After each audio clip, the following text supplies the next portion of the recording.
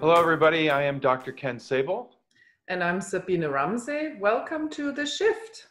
So today we have Rob with us, and he's going to be talking about overeating and kind of impulse eating. And Rob's here to share some of those experiences, so let's bring him on. Hey, Rob. Hi, guys. Welcome. Hi. Thank you for having me. Sure. Thanks for doing this. So, Rob, do you want to briefly share what you're facing with your overeating? So I guess you could call it overeating. It's a late night snacking issue. So I'm eating when I know I really don't want to, and I shouldn't. Okay. I put my kids to bed, and after that, I usually find myself right away wandering right into the pantry, and I'm already in the pantry before I realize it. And then I see all these yummy snacks, maybe a granola bar or some peanuts and chocolate. Before you know it, I'm having a late night snack, and I just know that I feel better and healthier if I don't. And I find it really hard to stop myself from having those snacks at night. It interferes a little bit with how well I sleep that night, and the next morning I feel a little bit, ugh. So I prefer to not do that, but I don't really know how to stop myself. So you're mainly just snacking then? Yeah, that's one of the big issues. It also comes up when I'm clearing the table. I think a lot of parents know this. If you're clearing the table and some of the kids, like my kids, maybe have left some food on their plates, and I'm just kind of cleaning. I'm like, oh, it's a perfectly good piece of pizza with only one bite taken out of it. So I'll be snacking as I'm cleaning and clearing and even doing the dishes. And that's not really thoughtful eating. Like, I'm not hungry. I'm just doing it because it's there in front of me. So you don't like to throw it away, really? Yeah, I guess that's a part of it. Yeah, it's hard for me to just throw, even if I'm not ended up eating it, even if it's a scrap, I'll put it in Tupperware and put it in the fridge for another day. After the kids are in bed. Yeah, maybe, yes. Okay. Okay. Well, that's good. So Ken and I will now talk about this, and we will bring you on after we spoke. Okay, thanks. Thank you. Oh, that's interesting. Yeah, it is interesting. So a lot to unpack with what's possibly going on. I mean, it makes me think a little bit about my mother saying, how could you leave food on your plate if there's starving kids in Africa? Oh, I had the same thing. Yeah. I mean, I wonder how many people had that same idea. Yeah. But I think when people are talking about eating when they're not hungry, or if it's anxiety and someone's eating as a way to relieve some of that anxiety, that might be an important area to explore. Often the case is we use substances, we use food, we use alcohol to stuff down some of the emotions or some of the feelings that we're not wanting to experience. So I might want to explore, as a therapist, I might want to explore what some of those feelings are, and if there's an avoidance element, if there's some kind of worrying that he's attempting to diminish. That's perhaps where I might want to start. I found it interesting when he said that he does it like straight after he put the kids to bed. I see that with some of my coaching clients, that they have a routine that they started at some point and they don't even know why it started unconsciously, and now it's a trained routine that they started, which sounds like something that Rob is doing, that he just, okay, kids are in bed, now I'm going into the pantry, and he only notices when he's actually in the pantry. Ooh, oops. And so what I would like to explore is what self-talk is going on in his head whilst he then discovers, oh shit, I'm in the pantry, I shouldn't and wouldn't, all the shooting all over the show. So I would look into what is the self-talk and why is he doing it, like you were saying, what are the feelings that are coming up? Because usually also if it was that he says, tonight I'm not snacking, I will not snack, I won't snack. And then he's so focusing on snacking, and the subconscious probably doesn't hear the not. So that's exactly what he will do. plus the fact that he's been practicing it for such a long time, it's really hard to break that cycle and mindfully take a step back and say, okay, this is the pantry door. Do I really want to do this? And if he does want to do it, then stick with it and don't beat yourself up about it. I just had a granola bar, so it's all good. There's nothing wrong with it. Right. So the question becomes, what might he be experiencing if he weren't snacking? What would the experience be like?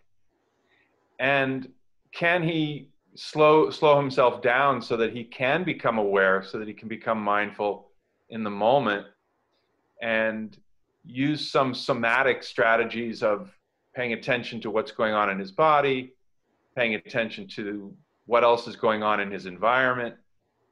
In other words, can he orient to his body? Can he orient to the room? And can he orient to a different part of himself so that he becomes aware of the thinking, I've got to go get a snack right now. Mm. And then in that awareness and in that slowing down, can he gain some distance to the thinking of the snacking? And can he disidentify for a moment and say, what are my choices here? Yeah. And what it would be like for me to feel the experience of being disciplined, and what might that feel like? Yeah, and step into that body of the disciplined version of Rob. And Right. I would first like to also see, how do you actually approach that pantry? Can you show me in terms of, are you sneaking in there, nobody's seeing me? Or are you walking in there, I'm getting now my nighttime snack or evening snack because I deserved it? What kind of body disposition is he appearing in? And since he doesn't seem to like the result, what body disposition would serve him in approaching that pantry or staying away from the pantry, and make a declaration, from today on, I won't snack anymore in the evening. After dinner, that's it. Pantry closed, kitchen closed. I'm practicing a new routine. Right. And what could that look like? Whatever that may be, that works for him. Have a sip of water or a drink of water and go for a walk or do some exercise, that he can break the habit. Right.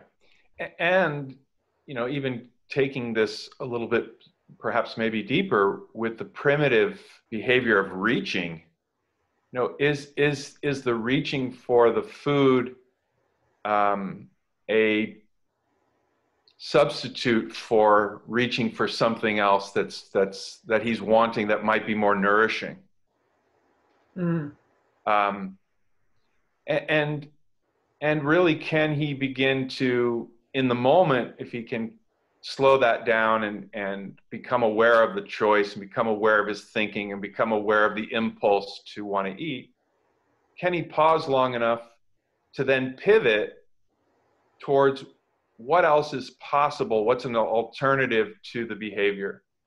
Could I pick up an instrument? Could I play music? Could I go listen to music? Could I go talk to my wife? And just to have some alternatives in mind, so that, again, he has the opportunity, gives himself the chance to, as you said, break the unconscious habit. And then also in general, look into what is his relationship with food, because he said that piece of pizza can't stay on the plate. It has to either go in my stomach or go into a container in the fridge. So where is that coming from? Why explore? Why is that happening?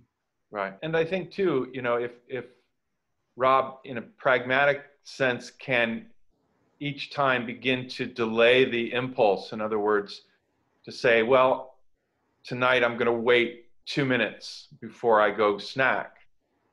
And each day, can he increase the length of that delay so that he begins to learn to tolerate the potential anxiety or discomfort around that, and really allow him to actually experience perhaps the anxiety, to experience some of the uncertainty of what it might be like to pause without eating the food. Or just also name the actual emotion that's coming up, whether it is anxiety or it is something else. I feel alone, I feel not heard, or whatever the feeling is that comes with him walking into that pantry. Right, and it is telling and perhaps interesting perhaps that as soon as he's put his kids to bed, he has arguably some time to himself. What does time to himself mean? What is he experiencing as time for himself? Is there an opportunity to develop some more intimacy within himself? Perhaps is he avoiding time with himself? Is he avoiding time with his thinking, time with his own feelings? Might the food be really a way to avoid being with him? Just a possibility. Yeah, that's true. Very good. So if we were to sum up, we would say, can Rob begin to recognize what his thinking is around the food, what his thoughts are? Is there avoidance? Is there an attempt to control? Is there an attempt to avoid uncertainty or discomfort? What are his relationships to food? Is he afraid of wasting? Has he heard messages from family? Can he get into his body in the moment and create more awareness and mindfulness so that he can begin to recognize choice, recognize his body, explore what it would be like to not eat food in the moment? Can he choose an alternative behavior? And can he get more curious? Can he shift really more to a curiosity in terms of the exploration of what this means as compared to the criticism and the judgment that you were talking about? Okay, So, let's bring Rob back and see how this landed for him. Welcome back. Hey, Rob. Hi, guys. Welcome back. So you guys covered a lot of great stuff. I think there were some things that really landed for me.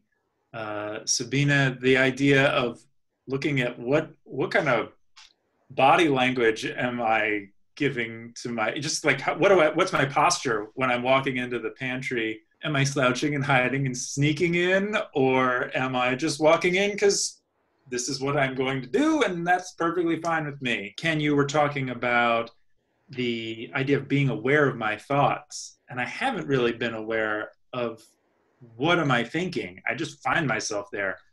I think, Sabina, you said it's just a routine that I've now developed where I'm not even thinking about it. And that I'm now aware of that, hearing you guys talk about it. It's like brushing my teeth. I don't think about doing it. I just do it. I've done brushing my teeth before I realize I've even brushed, before I even think about it.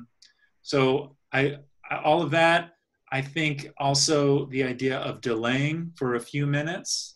So maybe I do want to go in, but if it is something that I really want to do, maybe just tonight, I'll just wait 2 minutes, and if I still want to go do it, then I'll do it. I thought that was a technique that I can use. And if I want to break the routine, can I come up with I was thinking like the musical instrument or going for a walk.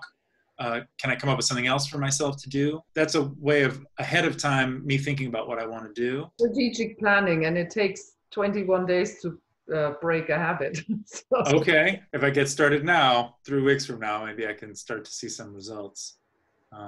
And being with myself, I think that's another good thing to think about. It is my first moment in the evening, for a few hours within the evening, of not taking care of anybody else. And so what's the first thing I want to do when I'm just by myself? Yeah. How do I take care of Rob? Yeah, I like that. Well, thank you guys. You're welcome. That was great, Rob. Thanks so much for sharing and being open. And we hope that you guys got a lot out of this, and it was important to you, and you learned something about strategies and tools from the perspectives of a coach as well as a clinical psychologist. We have lots more episodes on the way, so we hope you stay tuned. If you like this conversation, please leave us a comment. And also, if you know somebody that might benefit from it, share the link with them, grab a coffee, and talk about it. We'll see you next time. Thanks for coming. See you.